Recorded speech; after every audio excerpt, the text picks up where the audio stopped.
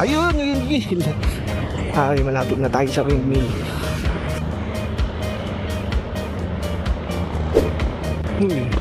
Malagpas ang takba. Galas 4 na. Sana maliwanag pag umabot tayo dun sa windmill. May pupuntahan pa kasi ako. Doon nga. Ano ba yan? Ayaw niyang sabihin na mag-U-turn.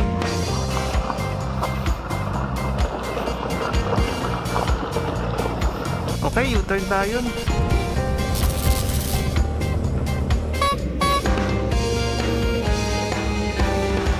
Hello mga halopips! Nandito tayo ngayon sa Las Piñas. Kitang-kita nyo naman, tanghali. At papunta tayo ngayon sa Rizal. Kaya kita-kita na lang dun ha. Mamaya na lang ulit ha.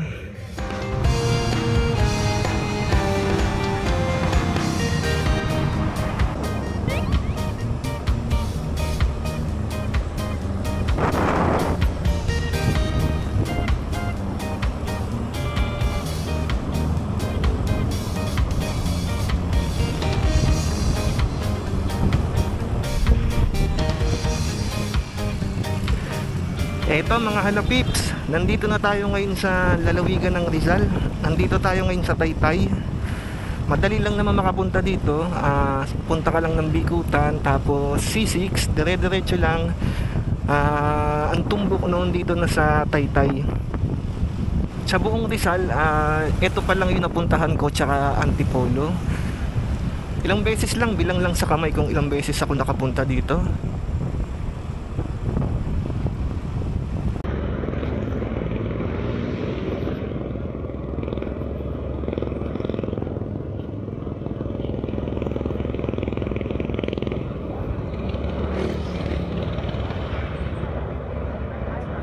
Nako, dapat yata sa kaliwa ako. Sabi kasi ni Google, stay straight daw sa R5. Kaya ito, dumiretso ako. Ngayon, pinasabi niya, mali daw. Sabi niya kasi, stay straight. No? Pa straight pa. Ano mo, kaliwa pala. Sana sinabi na lang niyang kumaliwa. Nako po. Sana naman ako pa dadaanin nito. Sana sinabi niya kumaliwa o kaya kumanan. Parang sa Waze yata yun. Okay mga halapips, we're back on track. Oh, go na pala. Ang lapad ng kalsada nila, oh. 4 lanes. Kumpara mo sa Las Piñas, tag 2 lane lang. Medyo nagugutom na ako. Brunch pa lang kasi yung kinain ko. Pero nakahanap naman na ako ng kakainan na ilagay ko na sa Google. At saka along the way lang din naman yun. Dito sa Binangonan.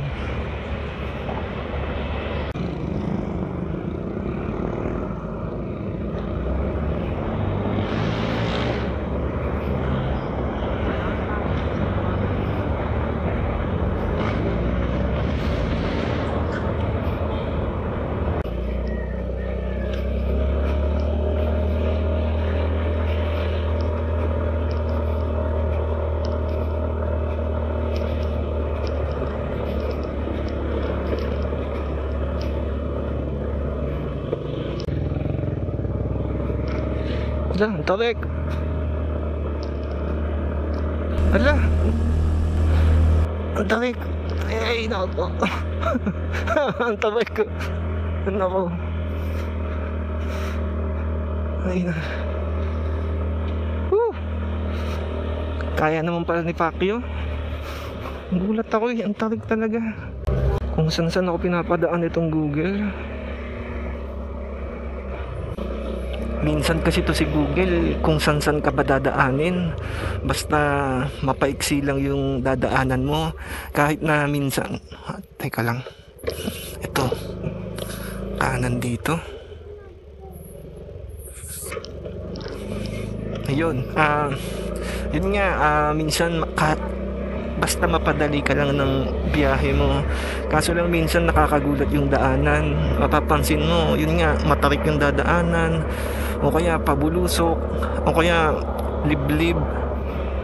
Kahit minsan nga malubak din yung dadaanan eh.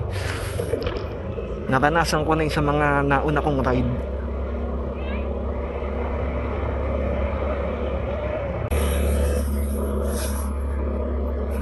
Ito na.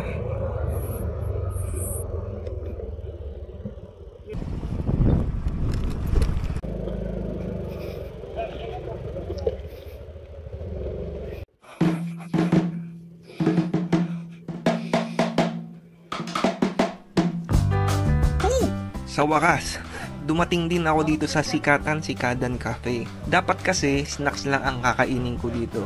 Pero dahil nga sa mga aberya na nangyari kanina, dito na ako magle-late lunch. Maganda ang view ng restaurant na ito, overlooking Laguna Lake. Pero sa tingin ko, mas maganda dito ang umaga kasi sunrise ang makikita dito. Kaya ayan, para sa mga mahilig mag-breakfast ride, ay try nyo dito. Kung sakaling mapadpad kayo dito sa Binangonan, Rizal. At dahil first time ko nga lang dito sa Rizal kumain, ay gusto ko matikman kung ano ang lasa ng kanilang tapsilog. Ang mga lugar kasi na natikman ko na ang tapsilog ay sa Parañaque, Las Piñas, Cavite, Laguna at Batangas. Kaya ito, tingin ko valid naman yung reason ko para subukan naman yung tapsilog ng Rizal. Masarap at nagustuhan ko ang lasa ng tapa nila. Oh, may kanin ka pa sa labi mo. Ayan o, nakiusap na naman ako sa ibang tao na picturean ako. Medyo nasasanay na ako, medyo kumakapal-kapal na yung mukha ko.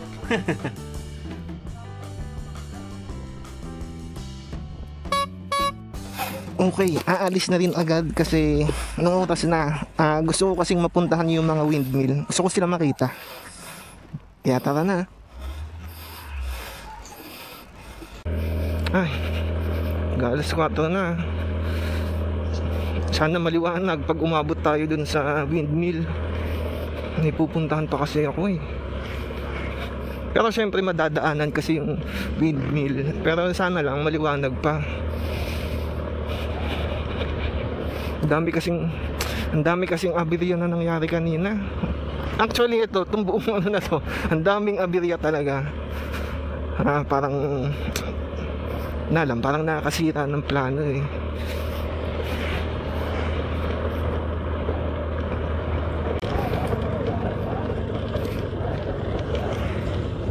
Ang ganda ng view oh. Field ba yun? Oh, field nga. Taniman.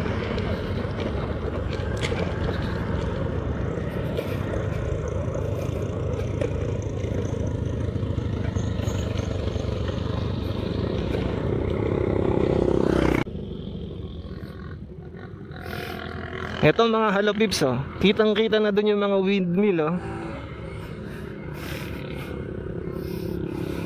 Malayo pa to ba? Pero at least kita na yung mga windmill, di ba? Oh. So okay na to, uwian na, U-turn. Joke lang. Hello.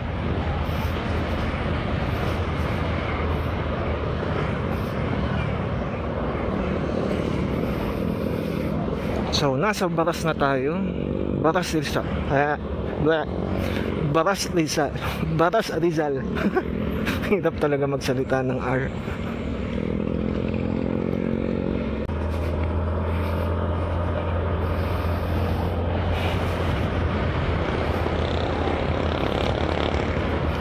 Ayan no, nakikita nyo ba? Nakalagay na oh, Pililia Rizal. May mga windmill din sa taas niya. Ayun, windmill. Ay, malapit na tayo sa windmill. Nakikita ko na yung windmill, mas malapit-lapit na. Nagre-record ba? Okay, nagre-record naman. Wait nga, para sure. Mamaya, hindi pala.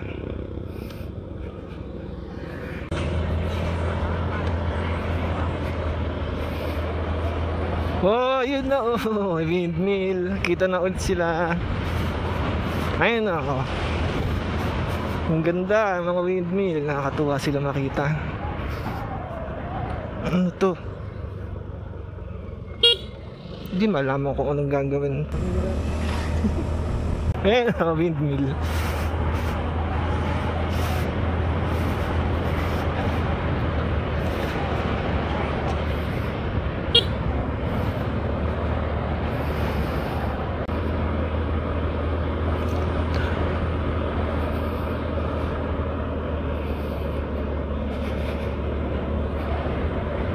Ano to? Parking? Ah, parang viewing deck.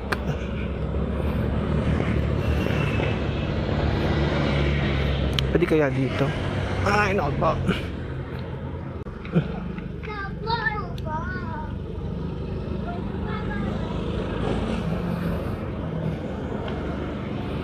Wala nga. May mga batang makukulit.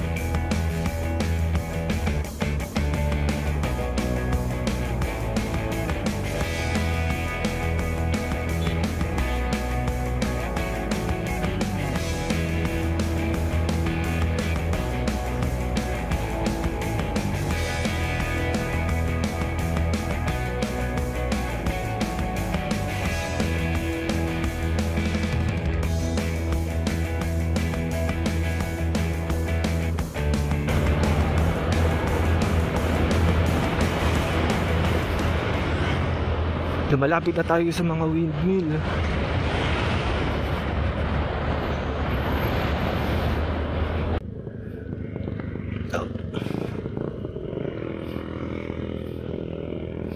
Ang ganda ng view, mga halapips.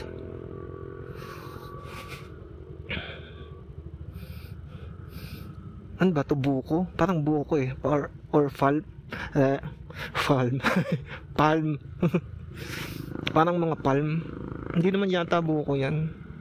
Yun, pinya. Oh, pinya. Yun, taka na.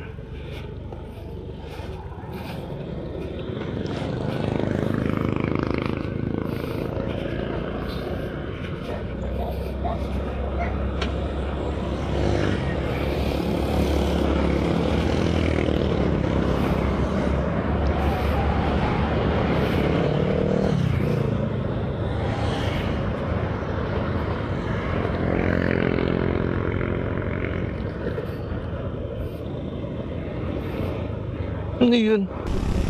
Malagpas sa guhit ba? Umo-overtake sa kurbada.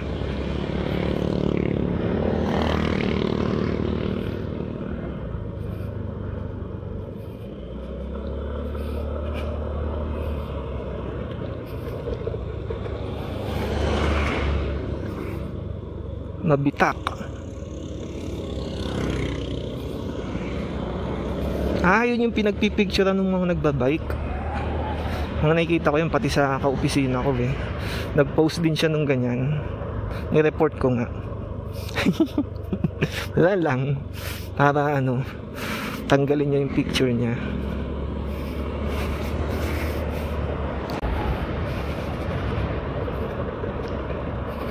Parang wala na yung mga windmill. Ba't ganun? Hindi naman nagsasalita si Google. Ay, ang ganda, oh, ang ganda. Ganda yung mga puno, ang tataas. Tapos yun nga, parang nakalilim siya sa ano, sa daanan.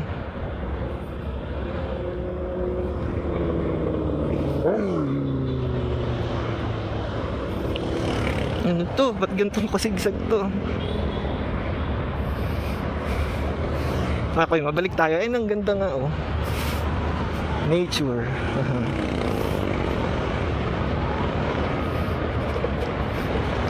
Parang ako lang mag-isang bumabiyahe papunta sa windmill. Lahat sila puro papauwi yata.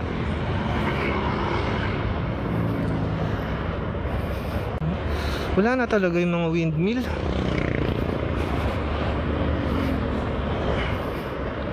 Hindi ko sure kung may signal dito eh. Pero sabi kasi dire-diretso, kaya ito dire-diretso. Kaso parang lumalayo na yata ako sa ano, sa windmill. Bumababa pa.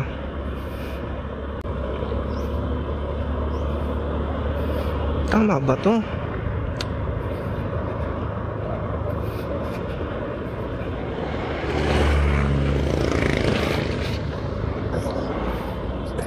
Wala na talaga yung windmill. Ba't ganun?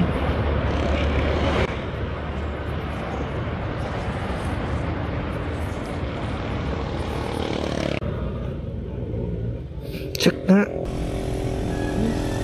Hindi ko na nakikita yung windmill eh. Mamaya mali na pinupuntahan ko. Tama naman pala. Ewan ko ba't ganun.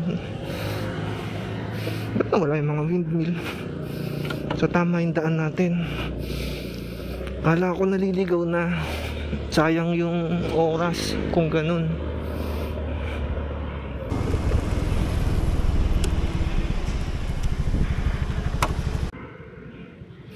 Itong Google kung saan ako pinapadaan.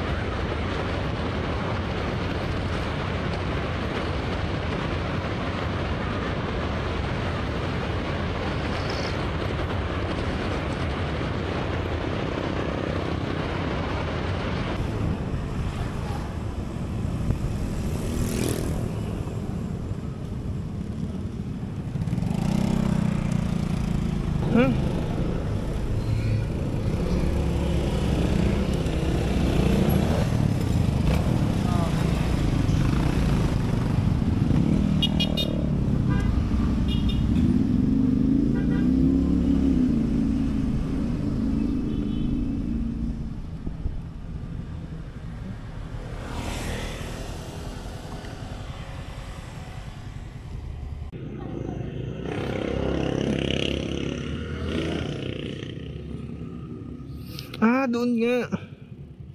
Yung maliit.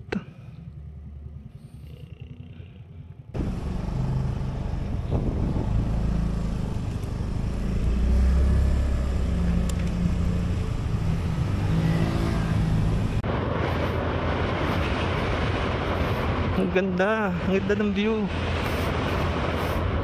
Nakakatuwa. Pero nakaka-visit yung Google. Lumagpas ako, hindi niya ako pina-U-turn. Ginawa niya, pinadiretso pa niya ako dito sa daanan na to. Ilang kilometro din yata to. Tapos doon niya, sinabi na lumiko ako sa kaliwa, tapos kumanan, tapos bumalik ulit. Ano ba yan? Ayaw niyang sabihin na mag-U-turn. Talagang padadaanin ka niya sa mga intersection bago mag-U-turn. Sayang oras eh. Mahaba-haba din tong daanan na to. Ayun, wala na ako sa bundok ko, kaya pala wala na yung windmill. Ayun yung windmill sa taas. Pang-asab din to si Google eh.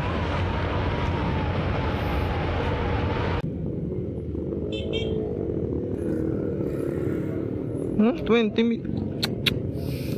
kilometro.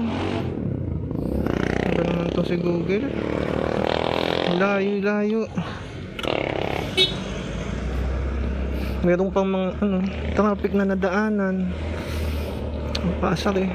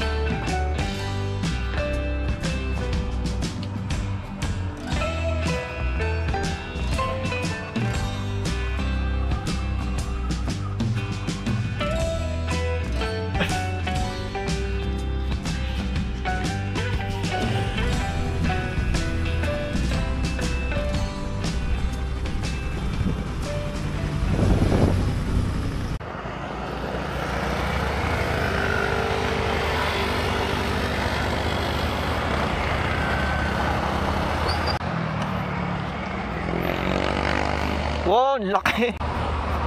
Ang laki ng windmill.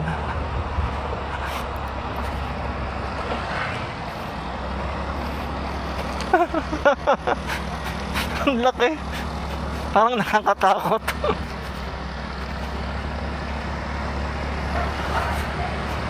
Ang laki yung mga halapips. Ang laki. Ito lang sir, ganito sa project. Ito dito.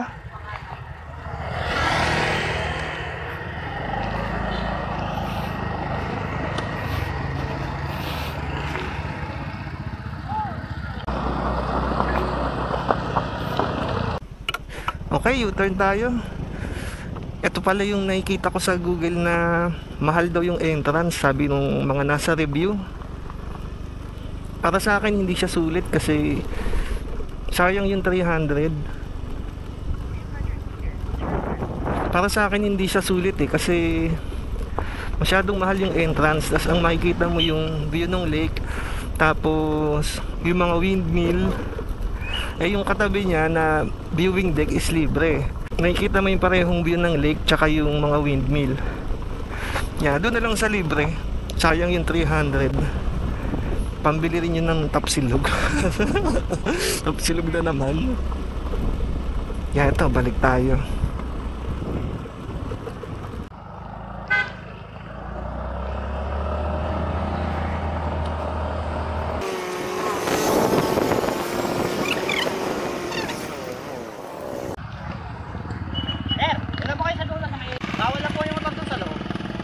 Na.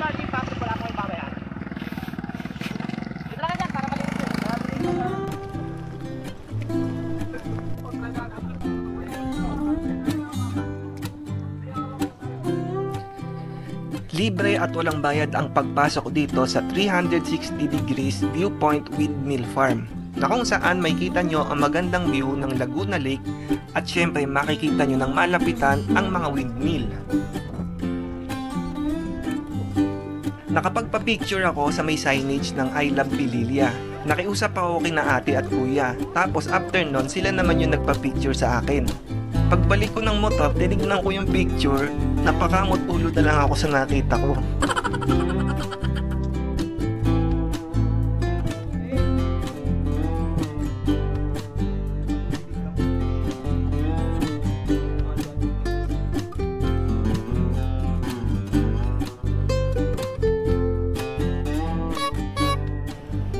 So yun mga halapips, hanggang dito na lang muna ha.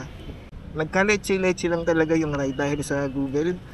Saan ako pinadaan, tapos nung wrong way ako, humahanap siya ng intersection na madadaanan ko para kumaliwa ako, tapos mag-turn right, gano'n.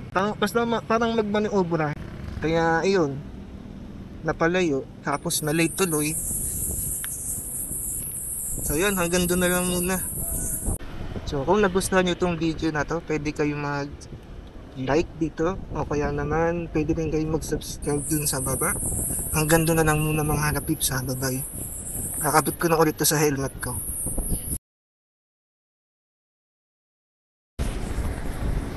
Ingat na. Okay. Adikip, okay. Bye mga halapips, bye-bye.